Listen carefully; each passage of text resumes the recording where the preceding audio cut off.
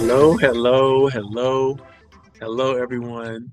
Welcome to the next episode of Coffee Tea, You and Me with Coach Powell. I am Coach Powell, the CEO of Coach Powell Training and Development. Our organization is dedicated to helping entrepreneurs and business leaders focus on everything that they have to focus on to be massively successful. In fact, I'm not even interested in success anymore. I'm interested in thriving, trying to help as many people as I can understand the benefits of doing what you love and loving what you do and doing it in a way that is sustainable so that you can continue to play at a high level for as long as you so choose. This is the superior understanding and advice and information that we're going to share with you about entrepreneurship and all things that lead to your personal empowerment right here on this show. We often have special guests on the show. We often have opportunities for others to engage and participate. In fact, we like to consider ourselves a business friendly environment. And so if you have a thought, if you have an idea that you want to share, feel free, put it in the comments. If you have a discount going on or a program that you want us to pay attention to or a process that's happening in the world that you think is interesting and important, please put that information in the chat. In fact, now that we're thinking about it, let's do some homework. Again, if you have um, a website or an event or something that you want to draw attention to, feel free to put that in the chat. And I don't care whether you are watching later on or you are watching live today. We have quite a few people that have registered and are watching live today, and some of them are going to bookmark this to go back and look at it later on over the weekend or maybe some first thing Monday morning. That is absolutely fine. All types of engagement we are interested in, excited about, and happy about.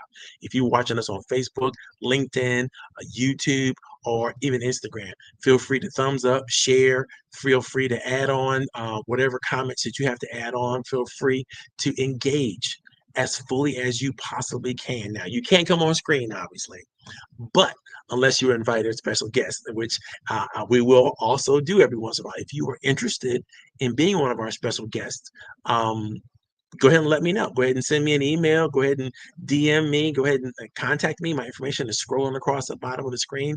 There is no excuse for you not to get engaged and for you not to be excited. Now, unfortunately, today we got to get into quickly our topic for today, and then I'm gonna have to get out of here because I made my daughter and my wife a promise that I would drive them somewhere later on for them to have some fun. So I'm gonna honor that commitment and make that happen. But let's talk about and let's begin to go to the next level of our discussion on committees and being committee strong. Let me just state right off the bat that committees have gotten a bad rap in a lot of different ways. I don't know how many of you have had a chance to participate in committees, but I will tell you that there are there is much more bad information out there about committees than there is good information out there about committees. And so let's explain that. Let's talk a little bit about why that is. We live in a society, if you live in the UK or you live in America or the US, you live in a society that is probably the most lonely, isolated society by every measure that you ever could come up with. Specifically, those measurements that uh, matter to sociologists and economists and socioeconomists, as well as psychological industrial psych people. We realize that it is very hard for anything less than individual achievement to be celebrated. In fact, what we find is even when the best work gets done, oftentimes in either corporate or nonprofit committees, the best work for our country, the best work for our humanity, the best work for every system that's involved, always, always, always involve collective teams coming together, doing the research, doing the information gathering, figuring out the smartest path forward, and then creating an execution process that allows whatever change or opportunity to come across to happen. Now, these committees, when they're successful, are some of the best opportunities that we've ever acquired within the human family. But we tend to celebrate the individual. We tend to focus on the lone wolf. We tend to try to isolate and find a person to give the credit for any growth and development that we have in our society. And unfortunately, that is not, cannot, never has been, and will never be true. In fact, every individual owes all of their success to groups and teams of other people who have come together to move initiatives and create opportunities and find strategies and work collectively and collaboratively. And my organization, the Roundtable, we put this particular event together originally just to try to help entrepreneurs and business leaders understand that they are powerful only in collective. As individuals, we all have an individual power. That is true. But the collective is the most important power and the most sustainable power that we can ever develop. So let's get into a little bit of why is it that people hate committees? And I want to share some stuff with you guys. Let me see if I can't bring this information up. Hey, look at that. There we go. There's a lot of drama surrounding committees and committee work. And people believe these myths about committees, and they believe them for a ton of reasons. Some of it is personal. They've been scarred in the past. They haven't had good leaders. They haven't had people that understand how to collaborate and communicate effectively. They surely haven't had people who are great with encouragement or even showing gratitude.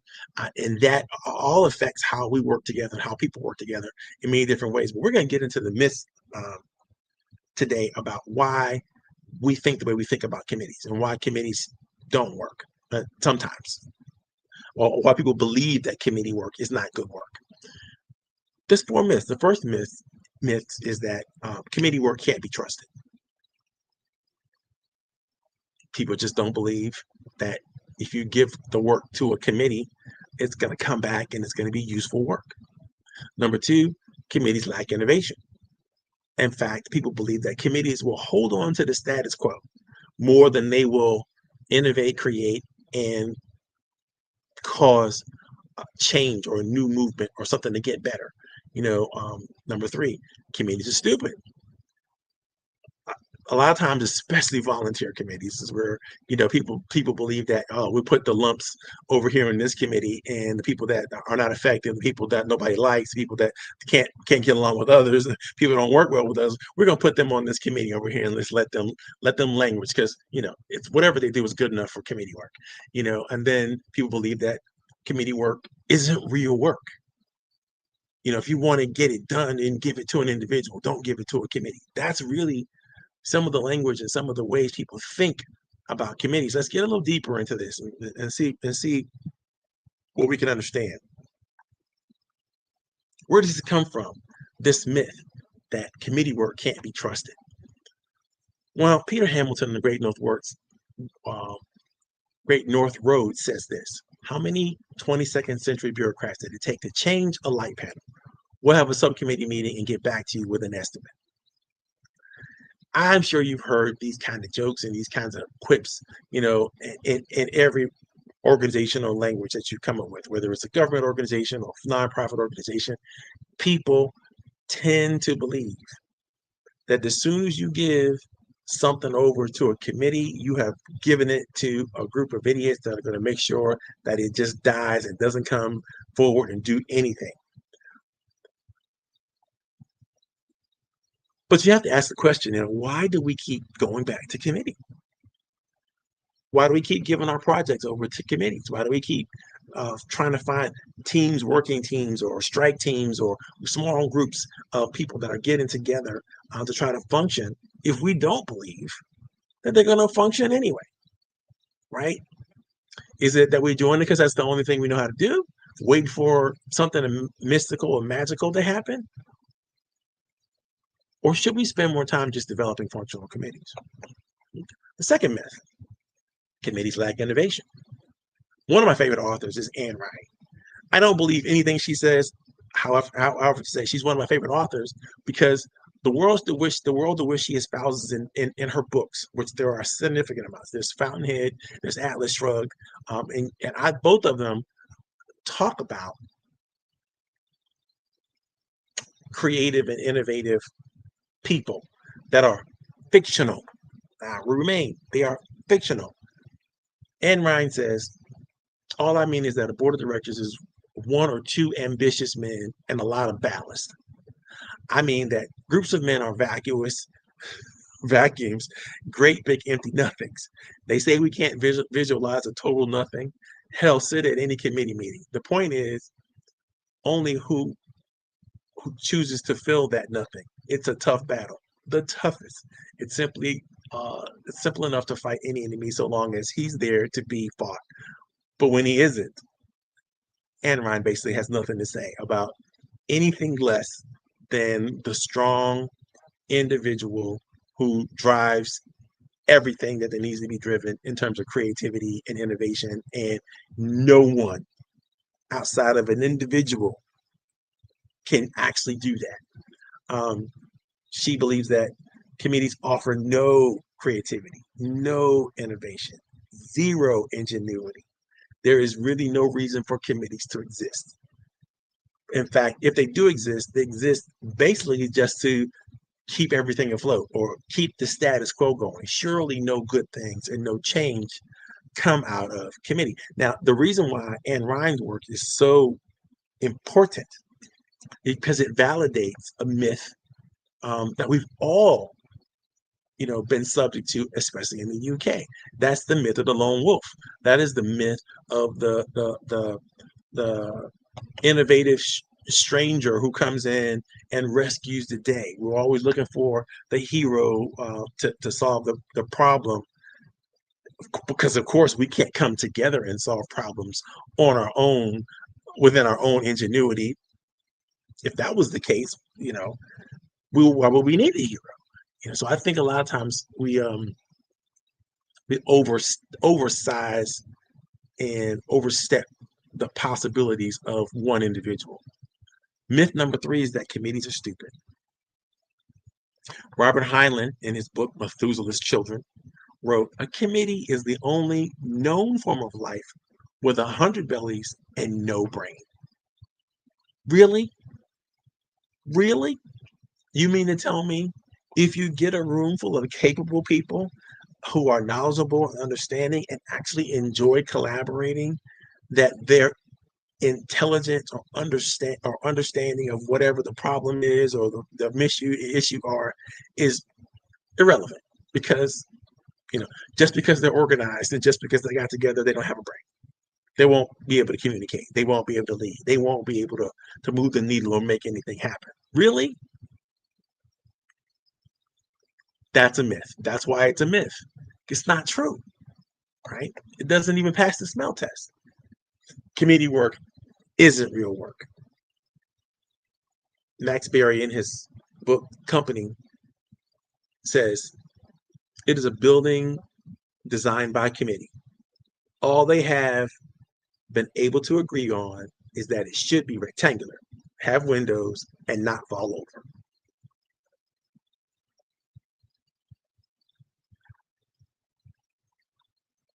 Why would we need to gather a team of folks in different positions with different specialized skill to come together just to accomplish nothing,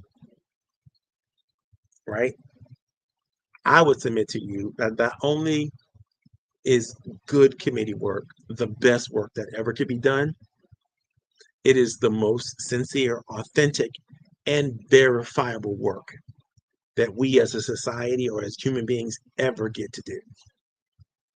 If you show up like the great innovative soul genius on any idea or any work that is to be produced,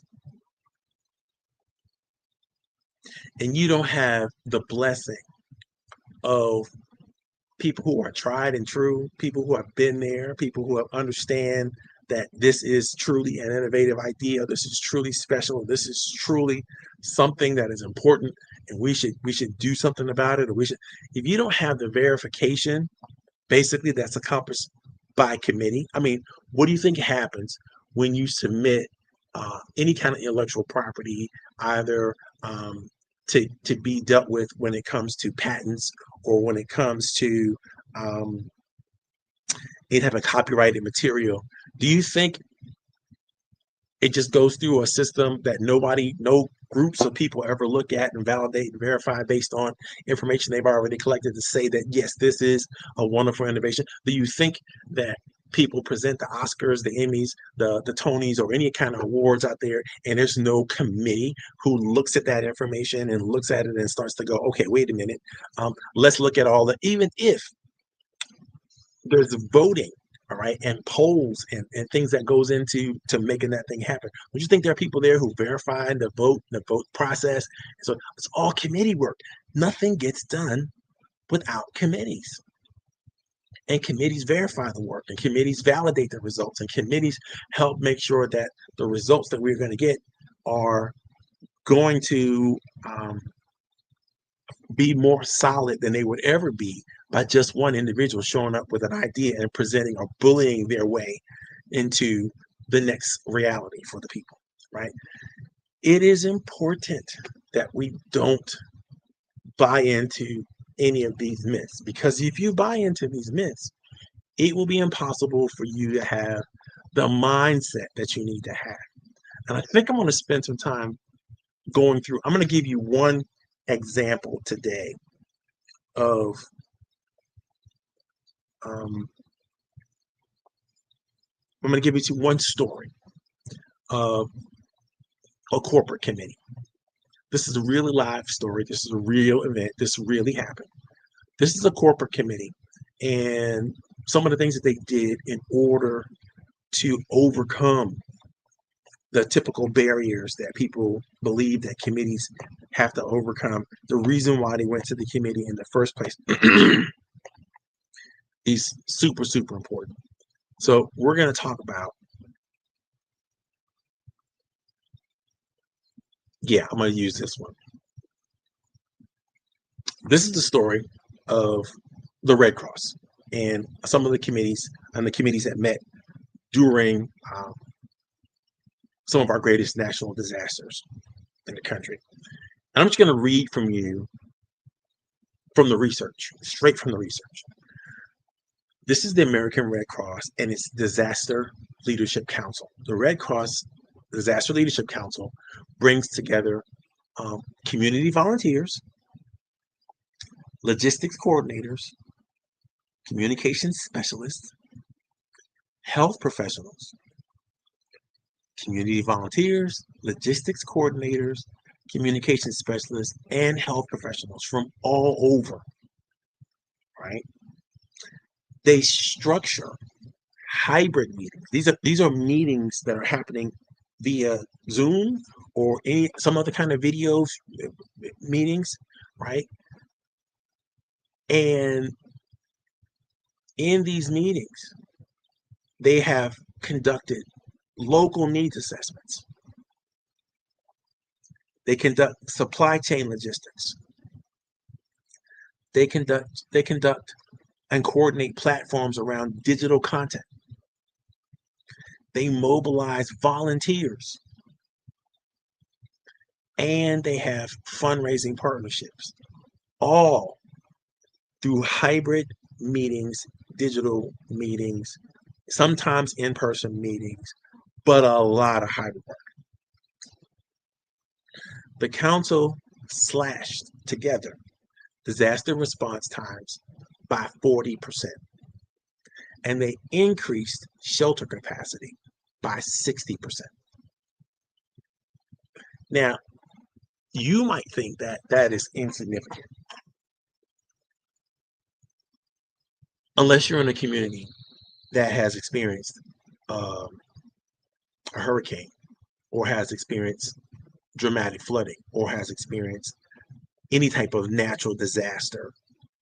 All right, you're going to want to see the Red Cross response, and you're going to want to see that response increased immediately, so that people can get food, and people can get shelter, and people can, um, you know, find get the mobility they needed to survive. Right.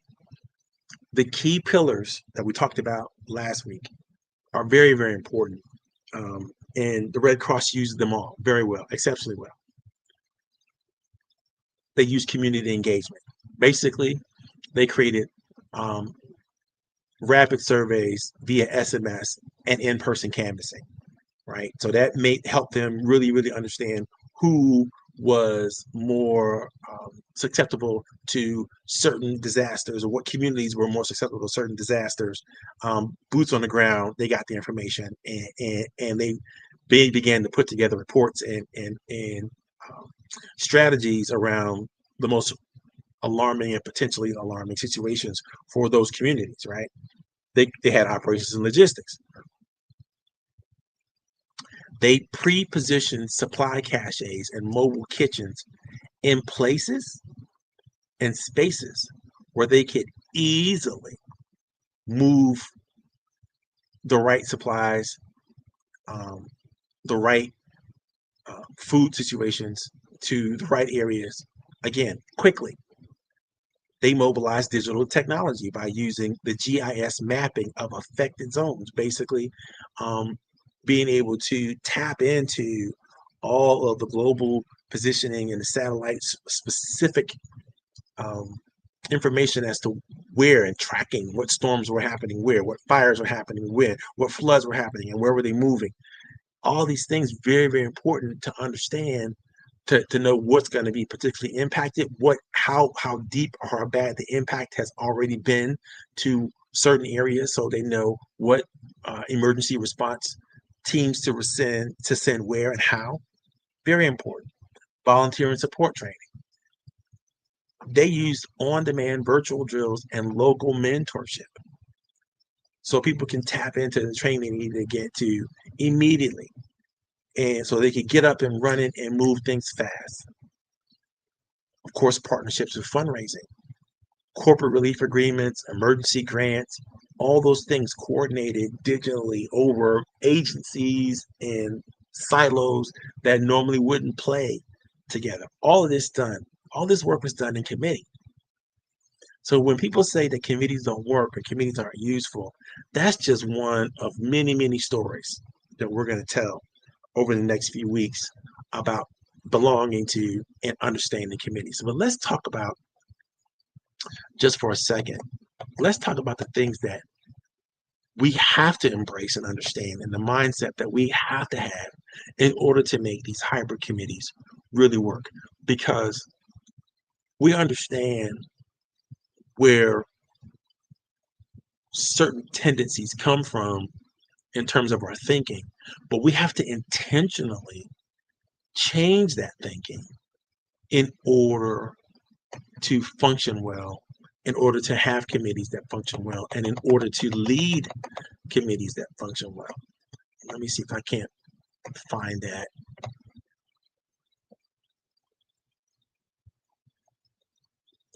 When we're talking about recruiting team members, we're going to get into that later on. I'm getting into that right now. We're getting into mindset right now. We're trying to figure out if I can find my notes on that, because I did too much research and about that stuff, and then I can't not share this with you. I'll be losing my mind, right? If you all are really excited about any of this kind of stuff, you can download the information that I shared with you already, and the discs and the presentations and all the things that I'm putting together. Stay in touch with me, and we'll make sure we get you all that information that you need. Where did it go?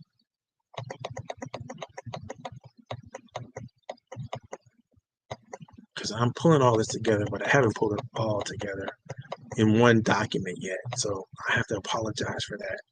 I had it up just before I started the presentation, and I lost it. Where did it go? Where did it go? Anyway, as you all are thinking about the committee work that you have been privy to and what you've gotten to do in the past, has anybody had those moments where you felt like this isn't worth my time? Um, I'm not being respected. I'm not being communicated with well. I don't like the way this thing is being run. It doesn't feel like we're actually getting anything done. I don't know why we're meeting in the first place. These are all, rational questions that we tend to ask, and we ask those questions because the committee is not built with people who have the right mindset in the first place. And let's talk about that mindset. To fully embrace the concept of the 5 pillars that we talked about earlier in a couple of sessions back, you have to adopt the growth and learning orientation. You have to adopt the growth and learning mindset. If you don't have it already, you need to be there, right? You also have to be passionate about seeking purpose and service. If you don't know why your committee even exists or who it aims to serve, it's going to be very hard to do the work. It's going to be very hard to get other people to do the work. And so as a leader, you have to consistently communicate the why we are doing this. And it may sound like, oh my God, I've said this 1,000 times. Why should I keep saying it? But you have to be that constant reminder, that constant anchor that helps people recast the vision back to, what we're here for in the first place. Keeping the purpose of the committee right in front of everybody, keeping the mission of the organization right in front of everybody, making sure that everybody knows that that is your essential role as a leader. If you are a leader, you need to make sure that you are, front and center with that information all the time, because that helps make ensure that people are recruited well, meaning you get the right people on the bus. It helps them create more engagement. It helps you with retention matters. If you have a committee that has to serve over and over and over again for years, you want to make sure that the natural expression of the shared values of that committee is really, really strong, and you're always reiterating the purpose of the committee and the people that the committee is designed to serve. Whatever communities they're designed to serve, or target markets, or groups of people, however you want to think about that. The third thing you want to have in terms of mindset is you have to have an empathetic and collaborative stance. So what do I mean by that? You have to love and enjoy working with one another, working with joy with people. I mean, try to get people on the committee that you love working with. That's super, super important. And try to join committees of people that you love working for and with, because you're going to have more empathy for them. You're going to give them the benefit of the doubt before you throw them under the bus, so to speak. You want to make sure that these people that prioritize listening, people that have a genuine curiosity in terms of how they act and communicate. They participate and engage in psychological safety that everybody gets to enjoy, so that every interaction is fun, is engaging, it's interesting, right? You want to have that kind of mindset. Number 4, you want to be You want to have a very reflective and adaptive attitude. People on committees are that should be everyone on the committee should be great at making sure that they are reflective in what they do, coming to the check-ins, communicating effectively, um, surfacing the wins that might happen within the community, making sure that any dilemmas or hidden assumptions are dealt with. And then you want to adapt to the data that you're embracing and embrace that data as it comes in. You want to be able to tell qualitative stories. You want to be able to use metrics that are substantive. You don't want to have false data or misinformation or misinterpretation of the truth, right? You want to have guideposts that you want to use to pivot, and if you need to refine anything, you need to have enough information in order to do that. Um, Adaptability keeps your committee agile. It keeps you responsive to the needs as they evolve, and they will evolve. And I've been on committees where we had a purpose and a mission to do one thing and only find out that that wasn't the thing that needed to be done, or we needed to switch to other problems began to surface that we needed to address. And then we need to get permission to recast the vision and think about, how we're going to think about how we're going to come at this in a different way. Number 5, there needs to be an ownership and accountability mindset. Um, if you're on the committee and you all don't feel responsible for a thing, you don't feel responsible for whatever your area, your pillar is, um,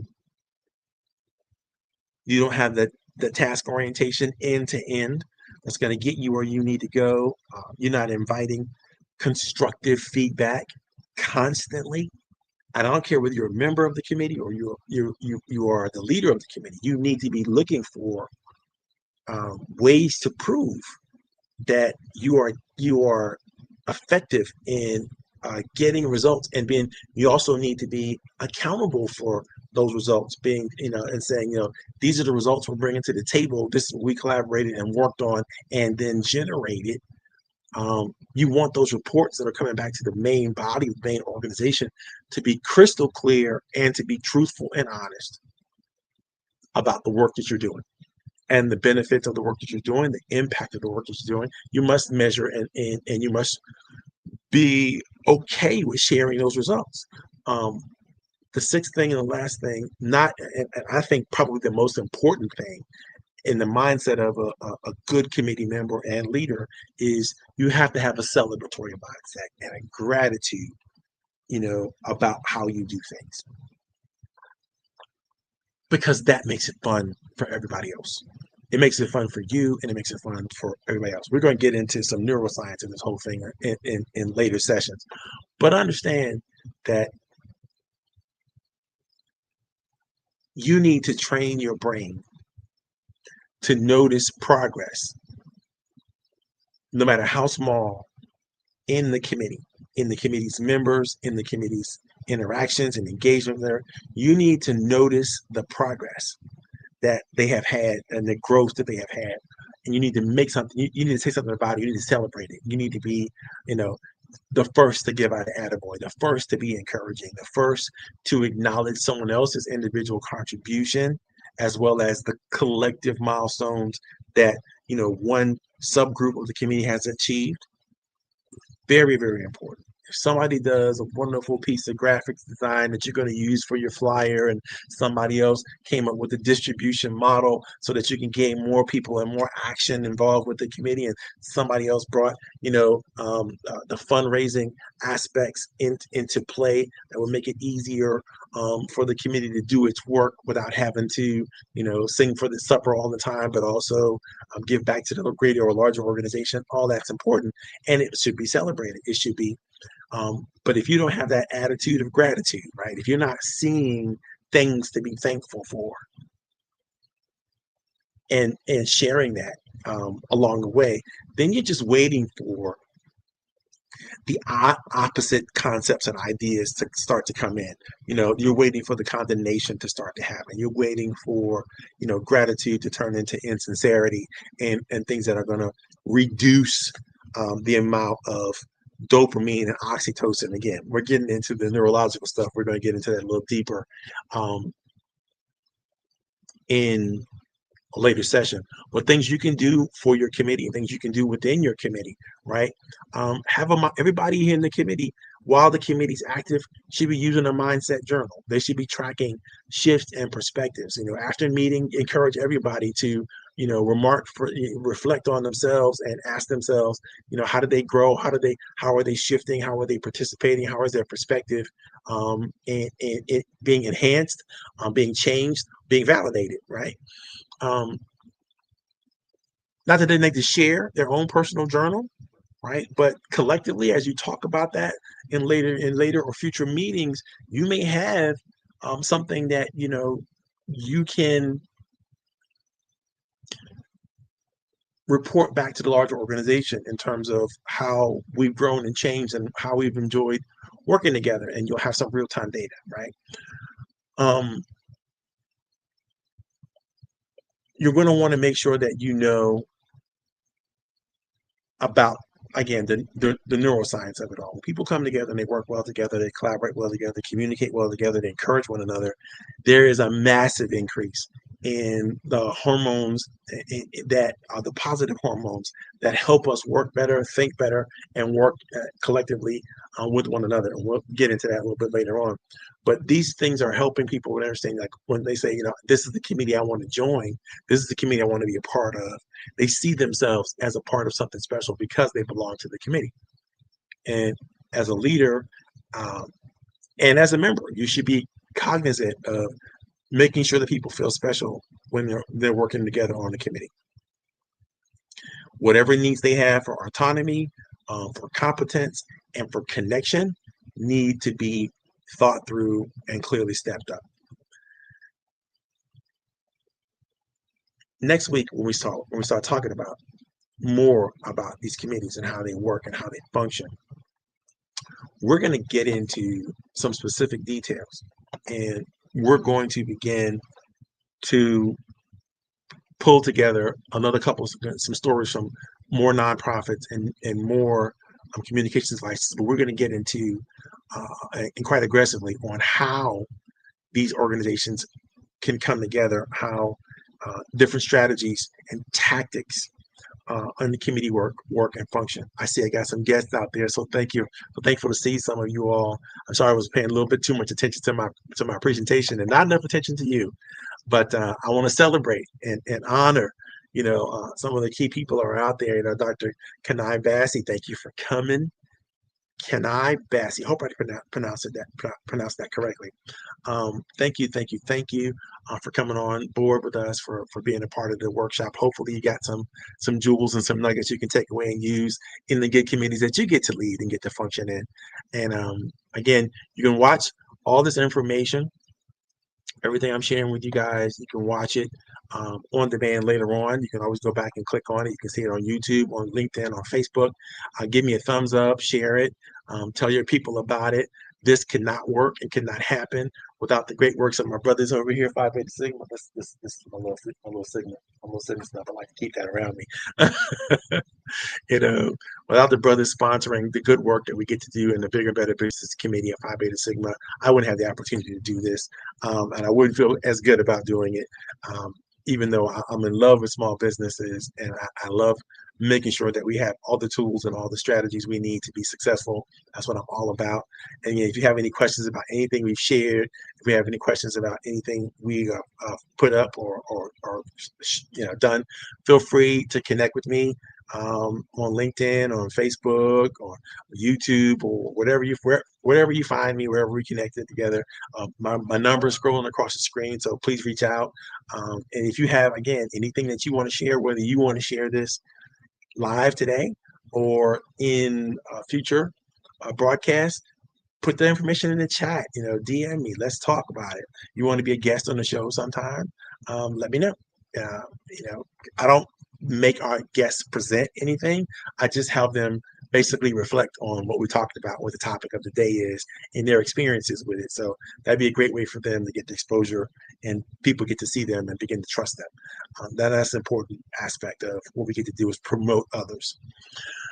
Okay, having said all that, I had a great time, guys. I'm gonna get out of here. I gotta get ready to take my girls out to for some fun time with them. And it was nice to see you all, nice to be with you all. God bless you, and I hope you keep struggling, keep striving, keep moving things forward. No matter what happens in our environment, you have an opportunity to thrive and grow and take up that opportunity as best you possibly can. Thank you so much. And I am out of here.